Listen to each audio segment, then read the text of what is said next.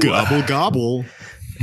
Yeah, I know what our audience is. Yeah, I know our audience is expecting. They should be like, "Oh, happy Thanksgiving, whatever." No, it's Happy Hanukkah. Tonight's the first night of Hanukkah. Yes, Happy it is. Hanukkah. First night of Hanukkah. Shout out Jews. Gobble, Thanksgiving's gobble those over. We don't candles care about up. family anymore. We care about oil. Just pretend I'm wearing my Hanukkah sweater that is in a box right now. You don't have to. This is a guys, look at my video. sweet. Yeah, in the name of my Hanukkah sweater. Did that just? What the fuck just happened? What's going on? Okay. Audacity just decided it wanted to be on top of everything else. It's like, no. Closed his eyes and he opened them again, and suddenly his Hanukkah sweater was covering his face, choking him. Hey guys, it came to life. Happy Hanukkah. Happy Hanukkah, yeah, boys. Happy Hanukkah. Miracle of Hanukkah. Look at these three little Jews doing a podcast. I don't think that's ever been done. Probably not. Probably never. I'm afraid to inform you. We're the first three Jews of podcasting. Oh God, are the last podcast on the left boys Jewish? Fucking damn it. Oh God. I don't think so. But I don't know. Right. I love them dearly. We should tweet at them from Tough Cut Pod and ask if they're circumcised. I mean, if they're Jewish. Sorry. We should do that, actually. So consider this an official endorsement to Late Night Thirst Tweet, the last podcast on the left. No, please.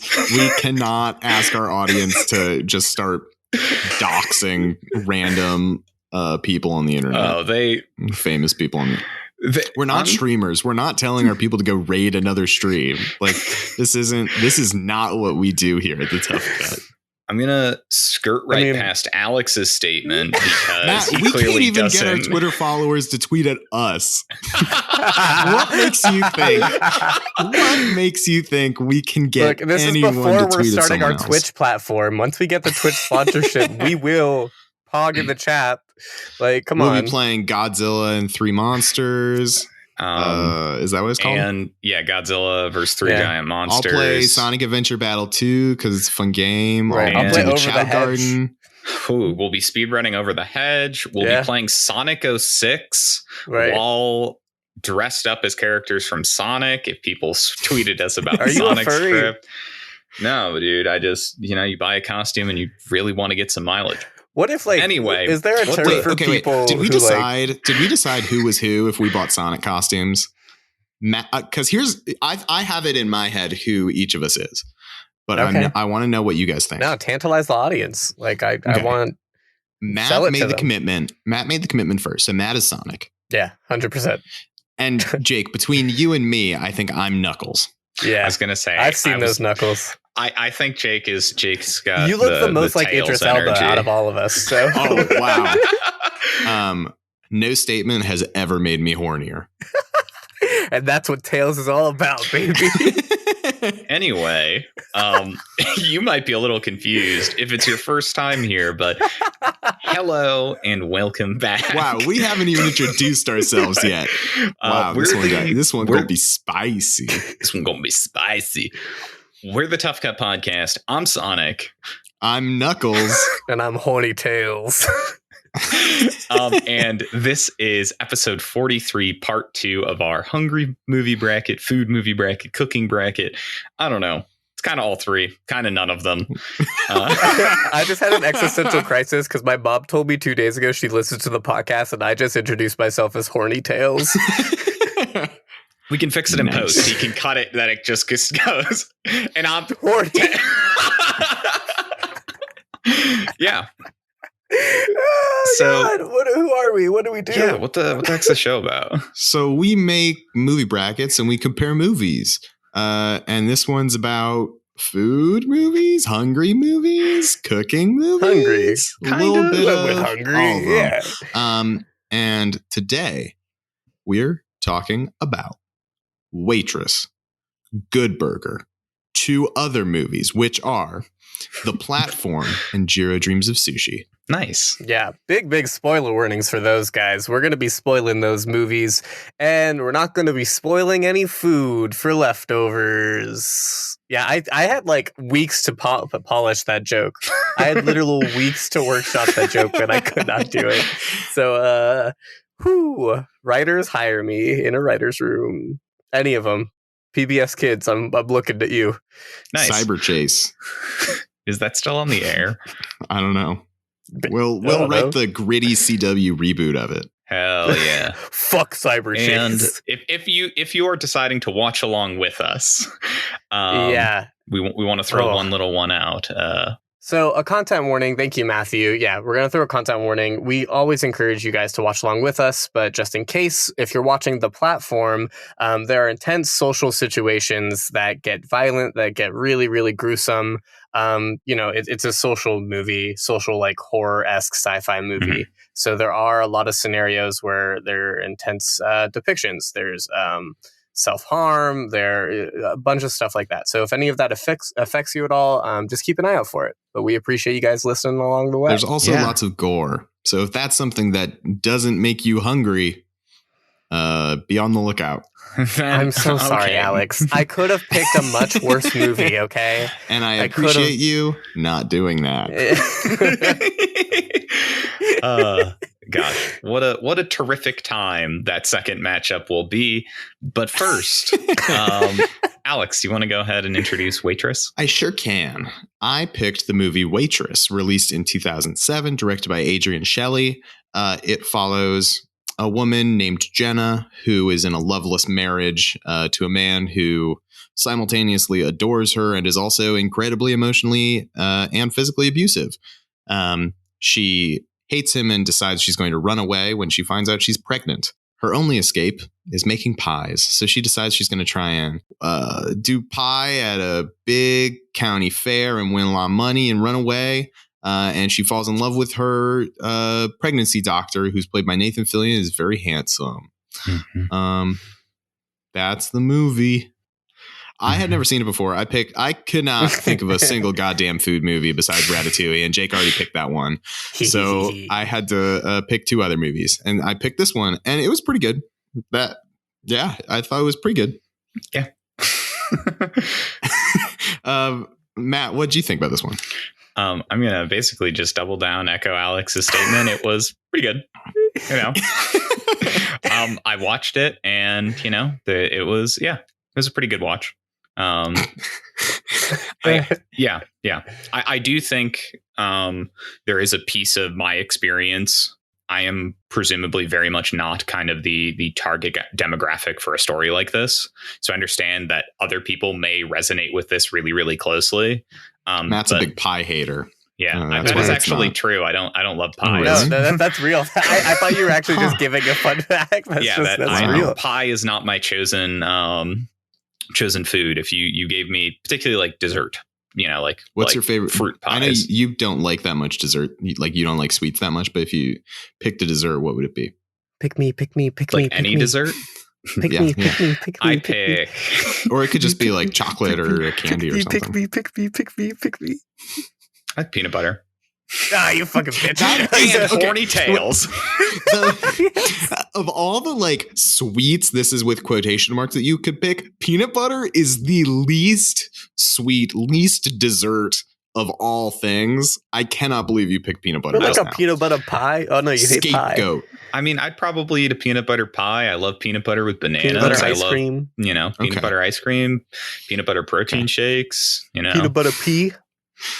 Peanut butter. You know that myth, if you eat a bunch of peanut butter, you pee peanut butter? Nope, I don't know that. But back to this movie. I heard that if you eat a bunch of peanut butter, it can condense in your tummy and you'll pee out a peanut. Nice. That's where Mr. Peanut came from. That's how you nut. Oh, okay.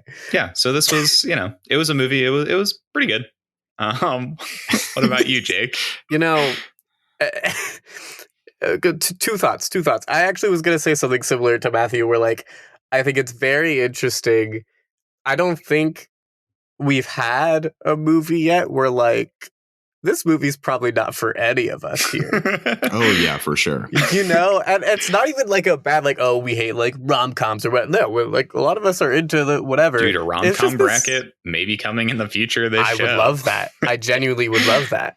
But it's just, and I think it's very interesting because I can if it's a movie, I'm probably gonna enjoy it for some way or another. And I did. I didn't hate Waitress. So it feels very interesting because, like, if this was up against the platform, like, you know, like Alex hates those kind of movies and or just is not his cup of tea. He could acknowledge that they're good or whatever. And like, same with this, you know, I could tell why people in that year liked it. But I think in 2021, for us three that I know very well, I don't think this movie was going to capture our hearts in the same way. It's interesting because I recently saw the new Ghostbusters. Mm-hmm. Oh, how was that? You know, it was fine, but it made me think the whole time. I was just like, why did the original, and we talked about it because we had Ghostbusters on the podcast. Why did this do so? Why did it really take people? And not in a bad way, but in like, oh shit, like this kind of movie really resonated with people. And I know a lot of people who really love Waitress, but I think given some time and separation apart, like, why? And that's how I feel about Waitress. Why? Why? Well, while we let you audience members stew on our feelings about this movie, I guess I can go ahead and introduce Good Burger. Good Burger, released in 1997. Released in 1997, directed by Brian Robbins. Ed and Dexter, two kooky teens played by a young Keenan and Kel, work at the titular Good Burger as a new competitor settles in across the street. When all hope is lost, Ed's special sauce brings the customers back. But that's only the beginning of this wild ride. This is a movie, I don't know, so thoroughly steeped in like the late 90s and like our childhood era of Nickelodeon that I didn't even realize what kind of monster I was going to be unleashing on my brain rewatching it. But I had a really fun time with this one, maybe a little bit in spite of myself. I think Keenan and Kel do so fantastic as their themselves, their younger selves. It was just a lot of fun. What'd you feel about this one, Jake? I just want to say Kel Mitchell carries this movie hardcore. Kel Mitchell carries this. I forgot how much, because like when you think of Keenan, Kel, whatever, like, you know, Keenan's he's on this now. He's a 10-year, like he's kept on doing it. Kel's respective, like in his own regard, like really, really awesome. But Kel Mitchell really, really does a lot of heavy lifting for this movie, which I think is really great. It's really interesting. This movie is a fever dream. Yeah. Like, and I thought of a potential theme that I always wanted to do on this was just like fever dream movies, like movies that didn't feel real or whatever. And I just feel like this would have been like a good fit. It may come back. That being said, when I reflect on like Waitress and this, I feel like this was so steeped in 90s, like you said, and I had a good time rewatching it. But like, if you made someone who was 10 years younger than us watch this movie, they're going to shit on it. They're going to say it's a bad movie. And that's how I feel. But like, I'm going to defend Good Burger because I think is good. But if you have Linda Cardellini and Sinbad in your movie, that's a fever dream. Yeah, it's a wild time. But how do you feel, Alex? So I actually don't remember watching all that at all. I don't remember the Good Burger sketches. I don't know that I've ever actually seen this movie before. Whoa. This movie broke my brain. Kel is so hysterical in this movie. He wakes up from the dream in the first scene and he like his alarm clock goes off and he picks it up, looks at the time and says, a clock. Like, yeah, this movie is so funny. My brain is broken. I loved it. It was phenomenal. I think what's so great with as Jake kind of called out, particularly Kel here, you really get a sense of just even, I don't know exactly how old they were when they were in this, but presumably like late teens, early 20s, whatever, because we cast 20-year-olds as teenagers all the time. Right. How incredible their comedic timing is, or how incredible his comedic timing is. They are friends. Like they are definitely it's so friends. Good. It's so much fun. And it seems like they just had a ton of fun making this. There's such a bizarre cast of characters and cast of people playing them. a weirdly large amount of like really on the nose, even to this day, political critique comes out of this movie, which is wild. This verse Ratatouille. This verse Ratatouille. I don't know, man. I don't know.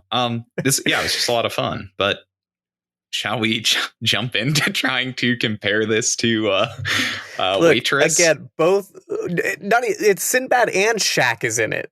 Shaq is in this. Shaq is Shaq, though, isn't he? I forgot Shaq is Shaq in this movie. They both play genies, right? Or like allegedly, I guess. Allegedly, Sinbad claims he never was in a genie movie. That fucking liar. But like Kazam and Shazam, whatever the Mandela effect. Anyway, so I want to start this off.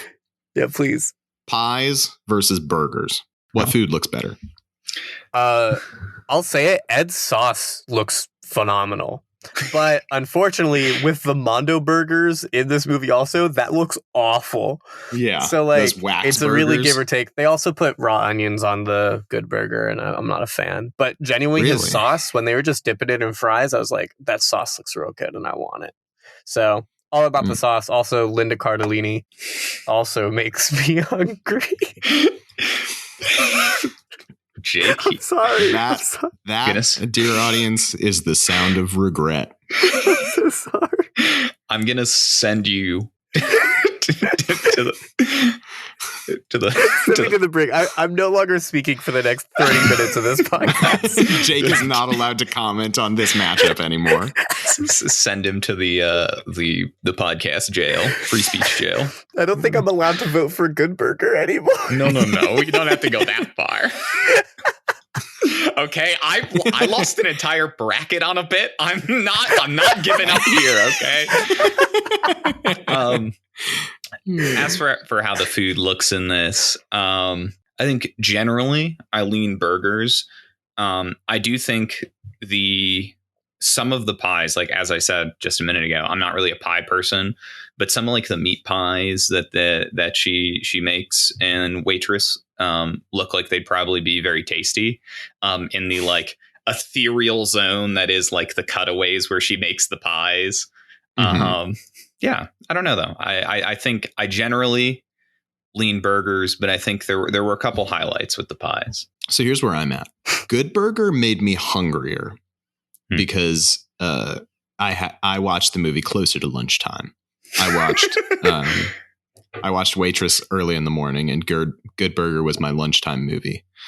But I think the pie in general, I thought looked better than the burgers.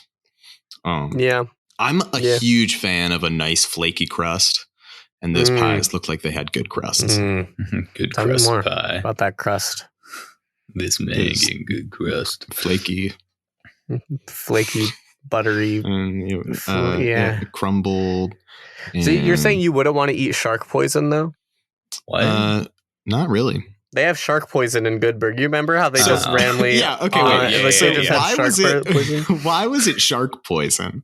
Like, why sharks? Like, was it made from sharks? Was it made to kill sharks? I think made to kill sharks, which is why it would be so bad if a person ate it, because people smaller than shark most of the time. Well, people smaller than shark. I'm bigger than most sharks. You're bigger than a lot of sharks. The audience doesn't know how big I am. You know, here's the thing. If that's also true. But if we take the average shark size, we replaced Jake with Mondo Jake for this episode. we're dripping some of the illegal growth hormone onto him. I think the sci-fi dictatorship that is Mondo Burger is just such a funny aesthetic. It's so good. It's so funny. But like, what's going on there, man? Yeah, it's such a time capsule for that amazing, like, what late 90s thought the future would look like. Yes. So it's like futuristic burger place will have chrome plating everywhere and, production line. I mean, this movie has a Blockbuster video in it. Like, it's dated. It's dated. God, the dichotomy. It's crazy. Yeah. So something I think is interesting for these two movies is how food fits into like larger narratives, because obviously in Waitress she is kind of working toward this pie contest, but that's more like a means to an end of escaping life with her husband. And in Good Burger, food is kind of all around them all the time in the sense of, working in a restaurant is much more directly part of the plot, but it is more to the service of the plot rather than some kind of, grander theme, I guess. It's all to escape Sinbad. Yeah. Oh, yeah. Huh. Right. Much like a husband you wish was your ex. That's the vibe Sinbad gives me. If I saw a headshot of Sinbad, he looks like somebody's ex-husband. Is he someone's ex-husband? Well, I don't know. Worth a Google. I'm Googling. Worth a Bing. Worth Sinbad, a Yahoo answer. Is someone's ex-husband. Who is it? Wow. Is it anyone I know personally? I don't think so. Meredith Fuller. They married in 1985, divorced in 1992, and then got married again in 2002. So I guess he's... Wow. Go ahead, Sinbad. So he does not have he is not an ex-husband. Not anymore. In this one. He is no one's ex-husband. They reconciled. Wouldn't it be funny though if you were in that marriage and you're like, yeah, this is my ex-husband? Like that's how you introduce. He's both my current husband and my ex-husband. This is my re-husband, Sinbad. This is my husband to Electric Boogaloo. This is my husband, Tokyo Drift. Do you guys think the Mondo Burger growth hormone is what made the Grinch's heart grow bigger? Mm-hmm. I think it's what made the Gingy or what was his name? Mongo? I think his name was Mongo. Whoa, Mongo. Oh, we're talking Shrek 2. We talking Shrek 2? We're always talking Shrek 2. I don't know, man. I don't know. Jake, do you have a topic of conversation before we vote? Matt and I both did one. I feel like they were very now quick. You have to do one. I feel like I really, really derailed myself. I feel like I can no longer add anything of substance after that. I just really think it's crazy because like when you talk about like plot and like food, Good Burger feels like a sketch, even though it's a long movie. Like it does, because why did it evolve into a conspiracy? Why did there was a love plot random? Like what happened? That was a sketch. And as like people who've like done sketches or whatever, like it made sense to me. But like Waitress is probably the better plot, right? Waitress, I think, is a better movie. I just enjoyed watching Good Burger more. Yeah, I think this is going to say a lot about us. I think I agree with you guys. I think functionally Waitress is like probably better acted and like maybe I'm not going to say better shot. No, I do think Kel. I'm not going to say it's better shot because Good Burger is the cinematography is breathtaking. There are amazing long shots. There's diverse shot composition. We can talk all about it maybe later. They do canted angles like a million times. They do, but there are a handful of them. And I think they're used purpose? Absolutely. I think Kel kicked the camera out of take and they just said, fuck it. I think we can't afford to fix it. There's underlying cinematic masterpiece in Good Burger that we can talk about in due time. Are you assuming That's something? a big assumption then, That's a big assumption. Okay, remember, I can't vote for Good Burger, so. I mean, I'm putting my heart on the line, and it'll be much like my many secrets of other films that get cast to the wayside. Regardless, right. I feel like I've gotten so far from what I originally wanted to say with this point. I think even to me, in the purview of the theme, I don't think Waitress has actually all that much to do with, like, doesn't make me that hungry. It does have some to do with cooking, which I will give it. I think that is true. Yeah. But as I said, in more of a means to the end kind of way, whereas it feels like a much more central plot element in Good Burger. So, yeah, the burgers in Good Burger are literal. The pies in Waitress are largely metaphorical. Yeah, which is why you kind of enter into this liminal space where when she's creating new pie recipes and envisioning them, and they always have some kind of lifted inspiration from how she is feeling or what's occurred in her life. We don't actually get to see many of those pie. We see a handful of them in the actual film be made. It's mostly just, her creating the recipes and refining her escape through them. Okay, we can vote. Well, if you guys insist, we can vote. Yeah, I mean, we can. I mean, I think I'm ready. Let's do it. I'm not. Jake, you start. I'm emotionally ready. I don't want. Jake, you're the one who. Jake, you suggested we vote. You start. But okay, I'm really torn here because. Not because of these movies. I know exactly what I want to vote for, but also I'm a man of my word. Just do it. Whatever, man.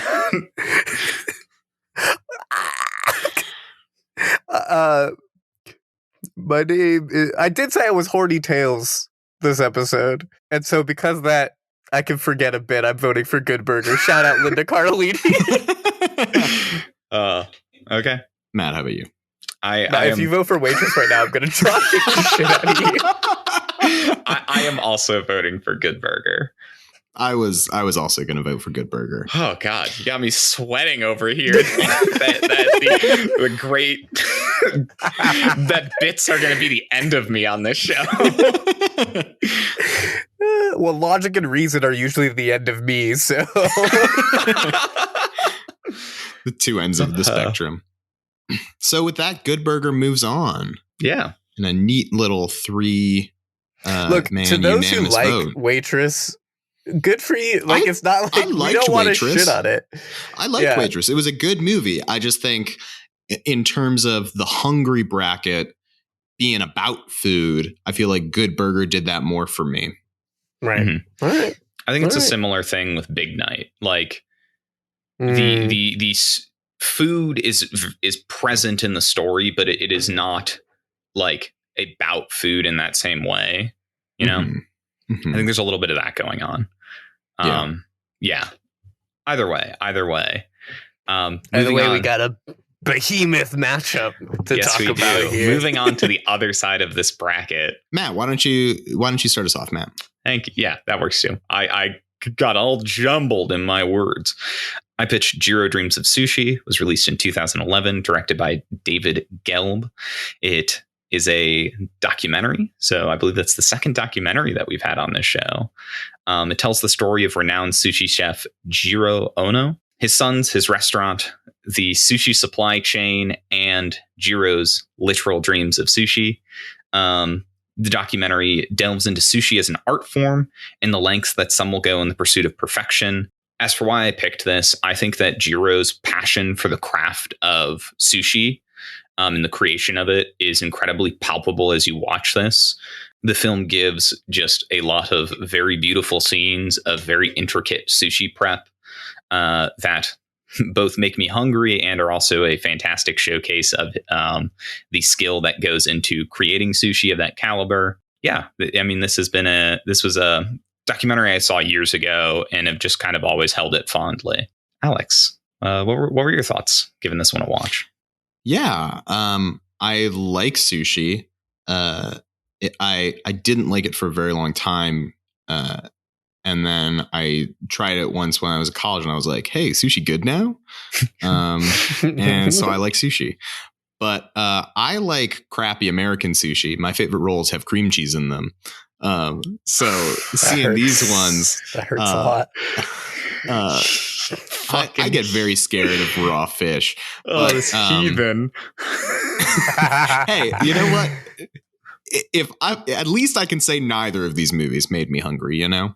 That's right. Spoilers. I will say this movie was very cool to see. The minutia of like how to slice fish and all of that I couldn't understand in my wildest dreams.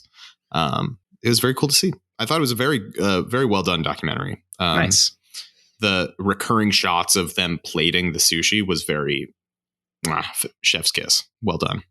Nice. Jake, how about you? Yeah, I really enjoyed this. I also saw this a little while back, and this is a part where I self-congratulate people in our thing, just because like shout out again for like another documentary. We try our best to like get the stuff out there. We got a horror thriller in this. We got animation. We got Good Burger. We got a perfect film in Good Burger. Good Burger.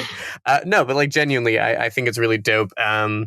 And I think the strength of Jiro Dreams of Sushi for me is that it makes food such an art, but it also like doesn't really. At first, like I worried rewatching it, that it was just going to fully romanticize the life this guy lived. But I do think it doesn't really take a side, whether or not it was important for him to sacrifice his whole life, expect his son to do it, whatever.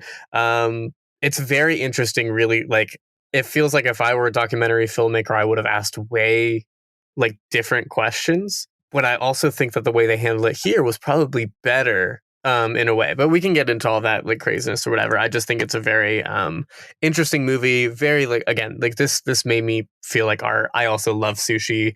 I love all kinds of sushi. Raw fish does not scare me. It made me very like I love sushi. My go-to sushi is spicy tuna. Anything with spicy tuna in it, like just love raw spicy shit. Good stuff. I will say, I was hungry watching the burgers in Good Burger, but what did I get for lunch? Sushi.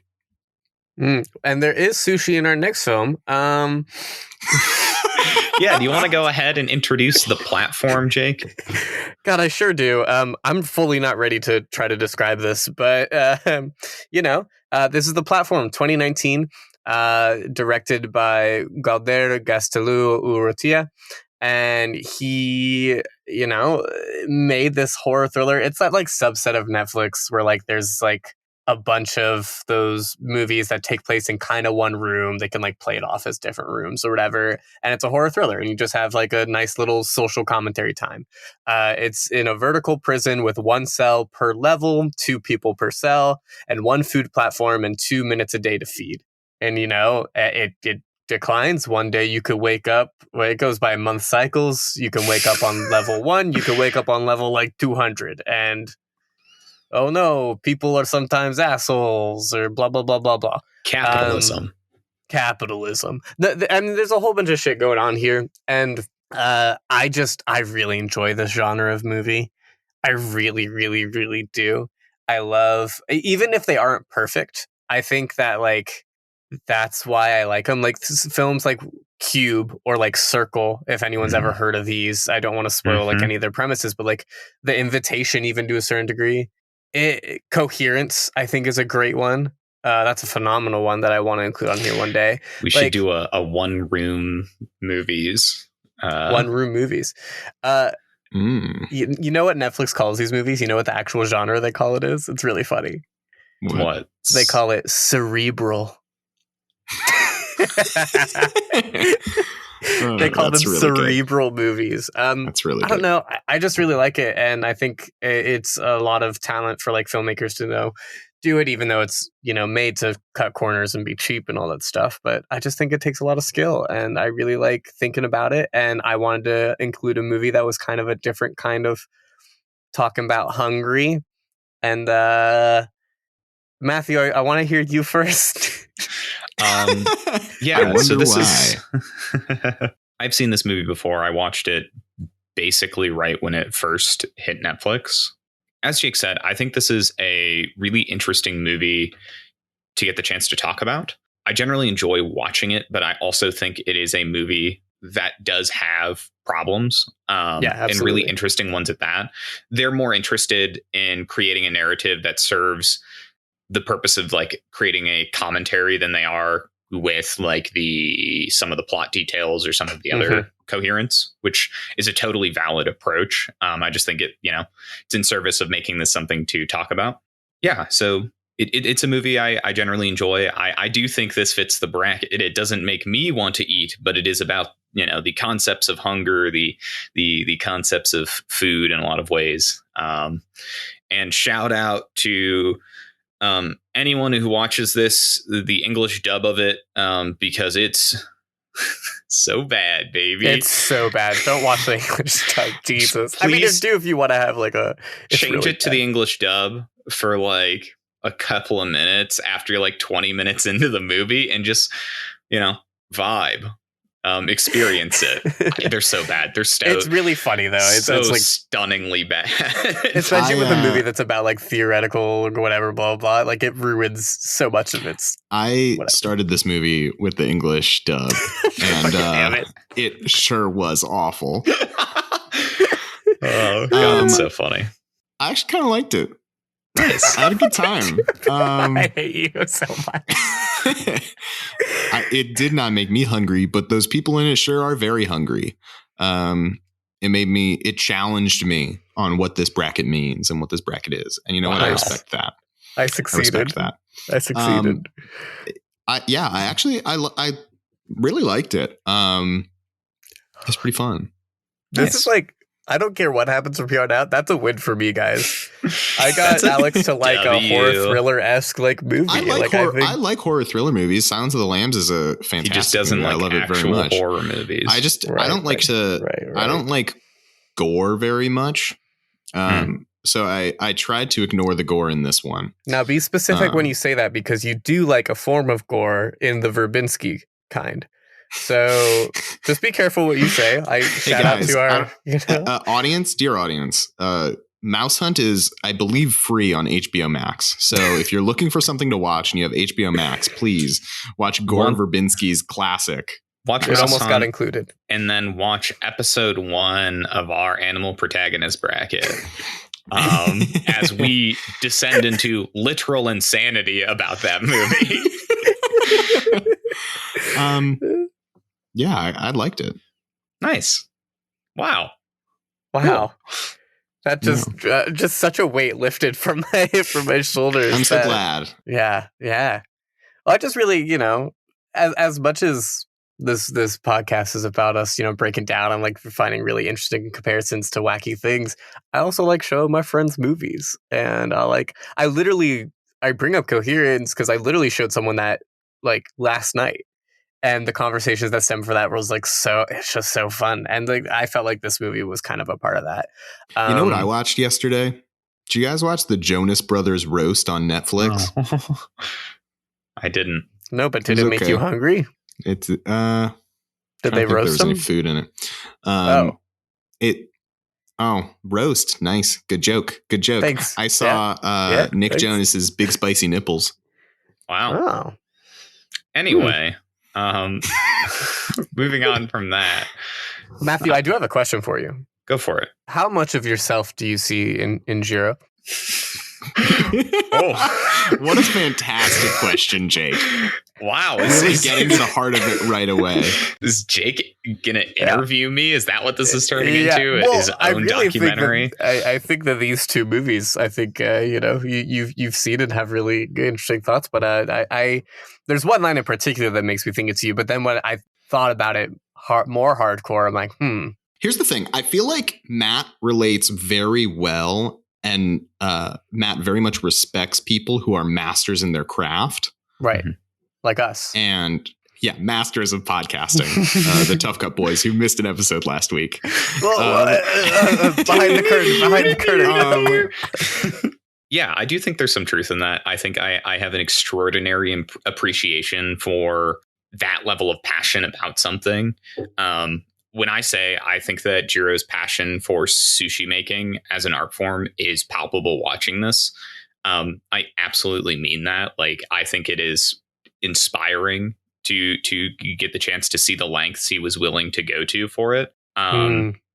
Especially in relation to, as Jake mentioned, how this is framed, because the movie tries really hard to not take a side of whether or not Jiro made the right choice over the course of his lifetime to like sacrifice time with his family and like the expectations he sets on his oldest son, for example, if those were the right thing to do, because, in reality, the answer is kind of a yes, kind of a no.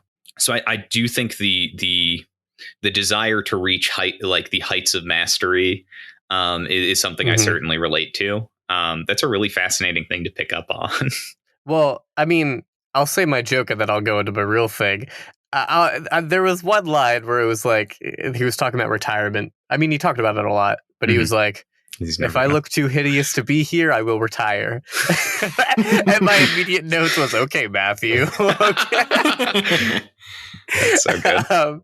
But genuinely, it's so interesting you use the word like inspiring, because I didn't necessarily feel inspired by Jiro, but I felt so like I admired him. I thought he showcased art, just blatantly art, in a really beautiful way.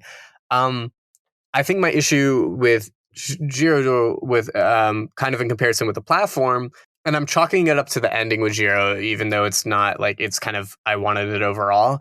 I just wished with that they would have talked more about his mistakes and shown some of them more. They crafted him as this perfectionist and only tiptoed about his like mistakes with like parenting. He was just like, yeah, I wasn't a good father. Moving on. Or like, yeah, I really loved the line where they visited his parents' grave, and then all of a sudden he's like, I don't know why I came here. My parents didn't take care of me. And then moved on. I was like, Jesus, man.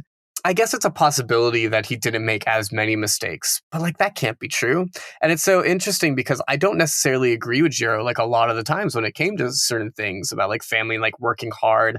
And a lot of it could also be Western tradition versus, whatever. And that's also very interesting to me. At the same time with the platform, and again, I'm chalking this up to like ending. So like it's going to be kind of not like the perfect comparison, but like the ending is very sloppy with all of a sudden it gets into like a religious allegory. And I'm just like, why did we get here? It kind of like bothered me that it got to like the child's the one and then he was beat up and looked like Jesus bloody. Like it was very on the nose at the end. I'm like, man, you provided like such an interesting, and this happens a lot with these kind of social commentary movies. They don't know how to end it because like how do you answer the question that you're posing if it's like a very vague question? I just wish it just got so sloppy, and it makes me so upset because I'm like, come on, you had such a good premise. Why didn't you at least leave it open-ended? But with Jiro, I'm like, why didn't you explore more of the open-endedness of like his perfectionism or his perfectionism? Yeah. I don't know. That's my vague kind of feelings about both these movies. Anyone can chime in. Well, I think the Jiro Dreams of Sushi does a lot in kind of talking about the effects of his perfectionism. They talk about it with all the vendors. They ask his children like their experiences learning and like what they think of where they've ended up and where they're going. So I don't think they necessarily try to create an open-ended narrative about his perfectionism. I think it kind of comes through the conversations that they have with everyone, I don't think they were trying to slant it one way or the other. Right. And I think the ambiguity of it comes from the ambiguity of the way people talked about it. Right. It almost seemed like a fear, though. Like, what did it not? Like, it seemed like there was not like a fear. I don't know. Like, to me, it seemed more like respect. Like they respect Jiro, and so they don't wish to speak ill of him in that same way. Like the only person who really, I guess, questioned it at all was what was he? He was a reviewer or a book writer or food critic. The food critic. Yes, yeah. He's the only one who I think ever kind of criticized Jiro's parenting like outright, which was his job. Yeah. I think keying into what Jake mentioned earlier, this kind of coming at it from a Western perspective, I think is a big piece of that. Yeah, absolutely. When you're considering, relative status of people, like his children, especially his oldest son, who is, directly under his tutelage in trying to, attain the same heights of mastery in sushi making. He's probably not going to insult his father's parenting. Whereas the food critic, who is on, more comparable status, it is literally his job to critique Jiro's food, but I guess also by extension Jiro. That makes that a little bit easier. I do think it's That's really so interesting. Go ahead. If I could hop in, it's so interesting from like a critic's perspective. If you love the food, he loves the food, but he's a critic. What do you have left to criticize? The person. And like that's like fuck. You know what I mean? That's wild. So on a similar issue. Well, the other thing I wanted to go for it. Yes, jump in and respond to is you bring up the platform and its ending, and I think that is one of the things I kind of least like about the movie. I'm with you. I understand that it's as you said, it's really, really hard to end a commentary of that sort because it's difficult to answer the societal question or norm that you're trying to tackle. And I think that the religious allegory it sort of starts to get into gets really messy, especially because they were already kind of setting up a really nice allegory with our main character and his eventual platform level mate, Baharat, nice. and Don Quixote. Yeah. Exactly. They essentially become the knight and the squire going on their journey. And then instead we kind of throw that to the wind and introduce like a second level of metaphor to it. And I just think that gets so messy and it's just so poorly executed that it's one of the things that sours my feelings on the movie. It's just a decision I just don't fully understand. So I'm with you. And I was actually I'm glad you like followed and brought up, because that was kind of where I was going next. Because I loved it when it was just him and the old man. Like, the old man acted his ass off. I thought he was phenomenal in this. The scene of the old guy dancing on the empty platform would be such an incredible gif. Like, I just think he's so good in this. Like, he made me like him and hate him so much. Like, yeah. I thought he was phenomenal in it. But okay, so I'm realizing more and more, and that's why I love doing this with y'all. But like, the reason why I like both of these is that they both made me like question a lot of things. And I think that's like their commonality. I think that's where they thrive, where it's like, especially I think for Western audiences, it poses a lot more questions for us, things that might not feel as obvious. Wink to the platform. That's his word. That's the old man's word. Obviously. And so do you guys, I'm just going to like ask these questions because I have no one else to talk about these things with, if that's all right, unless you have someone else. But like, sure, go for ask. Do we agree with the old man tying up the young man and his rationale? Are we in full agreement? Or do you think that, I mean, like if you were in that scenario, I don't know. So I think that that's a really tough question, because I think centrally one of the themes this movie tries to discuss is kind of like a humanity versus human nature piece of it. Like, when pushed to the brink, we become inherently self-interested, whereas when humans decide to enter into civilized society, we are in theory making certain agreements with each other. As example, we could introduce order and ration the food down the platform, but because of that self-interested human nature, we don't. I thought it was great, the interviewer lady as well. I did like her bit as well. Yeah. I will give semi credit because, again, I agree the ending is a mess, but I do think this kind of film and the kind of film it is does a good job of keeping things interesting with the old man and then going to someone on the inside and all that. Like, I do think that they were doing so well and trying to keep it interesting with it. I think there's like, for example, there's such an incredible detail of, she works for the company. She mentions there's 200 levels. They wake up on floor 202 and she kills herself because it's like she realizes her understanding she has no idea. It's so far beyond anything she knows. I think is like but she did it in a way to still try to help him, which is still like sure. Well, in theory, she could have very well. Yeah, we don't know that for sure. Yeah. That is just the creature of the old man inside his head, right. Pushing him forward of like, this is why she did it. Yeah. Yeah. Well, it's interesting too to think about, Jake, your question with like, was the old man justified? Thinking about people on the same level are equal, right? And you have so much more in common with the people directly above you and directly below you than the people all the way at the top or all the way at the bottom, right? And that's society, man. What's up with that? Something parallel networking. That's what this movie is all about. That's what it's about, man.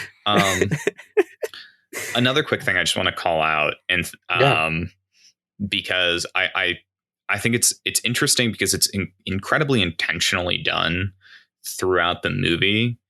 And I don't know if they turn this the entire way to like meaningfully make something out of it. But the film has a propensity for explicitly mentioning race. They do it several times. They do it often. When people are like, oh, like whatever immigrant of, such skin color. They break down to racism so quick. Yeah. And I think that it's clearly intentional. Mm-hmm. You can obviously apply it to like an overarching critique on capitalism, and that there is like this intrinsic association of certain races to classes that, the system provides, at least as it's currently set up. But I just, I think that that's something that the movie sets up and then just chooses to not execute on as well as I would have liked. And it's hard. It's really rough. I think there's just a lot of missed opportunities in the platform that have it fall a little bit short of what I wish it could be. Right. And like the missed opportunities, at least in my perspective, for like Jiro Dreams of Sushi, like it's still a good document, and like platform is still good too. Mm-hmm. But I think it's more, you can forgive the documentary a little bit more for what it's trying to do. And I think it still works. Whereas the platform, I think it's really interesting. I love talking about it, but does it work in the very end? Like, does it work? Like, does it? There's also this interesting piece of scope, I think, that comes into that, where the platform is making really grandiose, I don't necessarily, claims. They make claims about, normative statements about the world. And I think that is like a really high-minded thing to do. That's really tough. Where Jiro's story, in theory, some of the problems you can kind of hand wave a little bit of, like, this is about Jiro's sushi making. So it has the opportunity that you can provide, as much as the documentary casts a more broad light on like supply chain and sushi as an industry. You can use the defense that it is in some senses about Jiro making sushi. So, why do we need to address some of these other things? And I just think that's an interesting piece. Sure. I think, though, Jiro Dreams of Sushi does a really good job of bringing up those issues without letting them kind of taking up a lot of space within the documentary. Like, they bring them up because it's relevant to Jiro making sushi, but it does not take a whole 20 minutes, to talk about like, oh, there's no fish. It talks about the tuna, and then they bring it up because it's relevant to talking about the quality of the tuna. Yeah, it ties back into it's a really strong documentary. Like, just from a documentary film making like aspect, it's really strong. Well done. Yeah. I'm gonna ask one more fun question. Okay. Because I know that was a lot of substance, and like I appreciate you guys for like talking about, like, genuinely, I love this shit. Also, I appreciate you, audience, for those who really like that shit. I know it's very, we do it sometimes, where we really get into the nitty-gritty philosophy. Intelligent things to say, and sometimes we have a conversation like on the other side of this bracket where we basically were like, hey guys. So my question is, and I really want to ask you, when I saw one man do this in the platform, you know how they're going down and you get to see all the items people bring? Mm-hmm. Did y'all see that one man brought a surfboard? Yes. Hell yeah. Hell yeah. What's he doing with that in there? There's no surfing. So my question is, what's your one item? So I think, to answer that, there's this piece of how much are applicants given when they decide to bring an item, Yeah, how much do they know? Because a lot of people felt like they knew. Yeah, they make this comment that, all these people brought knives and asked for guns or whatever, asked for weapons, basically. And it's like, well, why? Do they have some added knowledge of what is going on inside of this? Well, they do mention prison? It's very interesting, because this is also where the plot kind of falls apart if you think too much about it. Like, they did say that people get out. Like, people can get out. People have. I mean, sure. So they signed a waiver, they got out. So it's like, okay, I'm assuming the people who go in knew someone who got out, or the internet exists, someone posted about, like, they were, it's probably not too hard to find out. This is my live playthrough of the platform. Oh man, guys, we just ended up on floor 137. That is so fucked, guys. So you guys would get podcast equipment. That would be your one item. So the part of me that is full-time podcaster, side hustle, middle management. I bring my podcast equipment, always grinding. But the part of me that is Matthew, I hated that. I don't know, man. It's tough. I'd bring my cell phone because I'm not a big dummy and I could just order Uber Eats. Yeah, or what if I brought a lifetime supply of something? You know how you can win those in a contest? What if I brought a lifetime supply of Lay's chips? Ooh, a lifetime supply of instant ramen. Or lifetime... Because then you can just nibble on the ramen. Oh, you could just nibble it. You just nibble it. A lifetime supply of free cards to get out of the platform. Curious. Curious. Jake, what about you? What you bring? I'd bring my friends and make them suffer. You can tie one up each month. Just kidding. I'm bringing Linda Cardellini, guys. Oh my god, that's really messed up. Do you think that the dog had to sign a waiver? You can bring a living thing because she brought a dog. Oh god, do you think you could bring someone without their... That's awful. Can you imagine being someone just getting kidnapped and like dragged into the platform? I'm like, sorry, Jake wanted you here. You're his thing. Ew. Oh, I hate that. Although I will say this movie did make me want to try human flesh. It tastes like pork. Apparently. Okay, I'm ready to vote now and end this conversation. The one last little thing I want to leave. The one thing about human flesh that no one tells you. No. You can read plenty of interviews. The one little thing I want to call out before we vote. I don't have answers for it. I don't know if anyone does, but just something to stew on or think on. I think that there's a handful of scenes dedicated to this, but it's a food. The panna cotta, and they have several scenes dedicated to it wasn't perfect, so they have to remake it. And there's that's where you get the cooking scenes, right? And whatever, the panna cotta becomes the message. I don't understand fully. Me neither. And it's so frustrating because like I want to, and I want it to mean something. It's the same, like there's these scenes of them cooking and perfecting the panna cotta are so intentionally placed and then not evolved on. They instead go, we feed the panna cotta to child. Child eats panna cotta. There's probably some kind of deep, like religious thing or story we're missing. And like how. And last thing. I know I just said that, but actual last thing. That child, I'm sure everyone has heard this joke before, but I need to talk about it. That child 100% died, right? Like getting launched into the ceiling, if there was even actually a child. Yeah. I was going to say bloody splatter of a person smashed into the roof of the kitchen. There's no way there is a real child, right? I'm pretty sure there was not. They're like, what would the child have been eating? You know, that child was, and way down there alone. It was alone. Maybe the child first, like an entire year straight, the reason Miharu never ran into the child is the child was repeatedly getting placed on floor 1. And then the child gets placed on 333. and I haven't eaten in so long. Oh, fucking asshole kid. Okay. Guess the child was an asshole. The name sucks. Of this episode. Fuck that child. The child was an asshole. You guys ready to vote? Yeah. Sure, you go first. I am voting for Jiro Dreams of Sushi. I am also going to go with Jiro Dreams of Sushi. That makes this another unanimous vote because I was going to vote for Jiro Dreams of Sushi. Hell yeah. I will say, like, if you're into that social commentary thing, watch the platform. It's really fun to talk about with friends too. Like, it's a fun one. It is really cool. I think I like it more as like my genre more stuff. Fun to watch with friends than alone in your house when you're hungry. Yeah. Yes. I would enjoy that. It is a good movie. It is an interesting movie, but bracket baby. Bracket baby.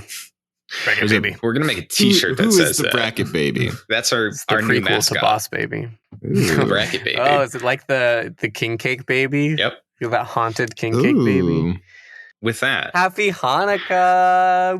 Happy Hanukkah! It'll still be Hanukkah. This is so perfect because it'll still be Hanukkah when this episode drops. That's the beauty of Hanukkah. Coming at you next week, we've got a semi-final that will be Ratatouille versus Chef and Jiro Dreams of Sushi versus Good Burger.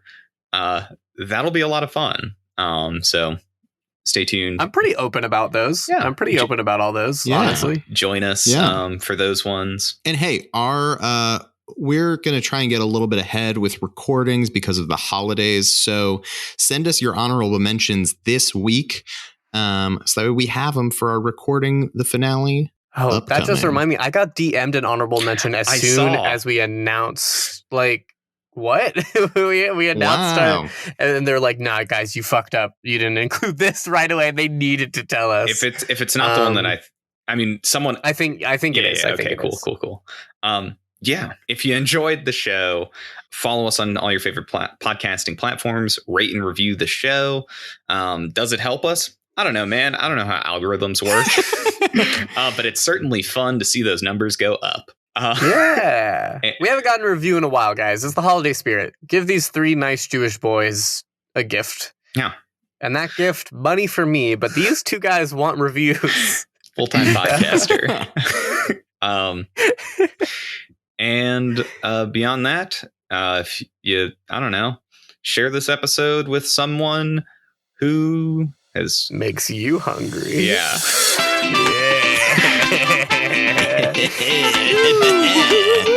Yeah.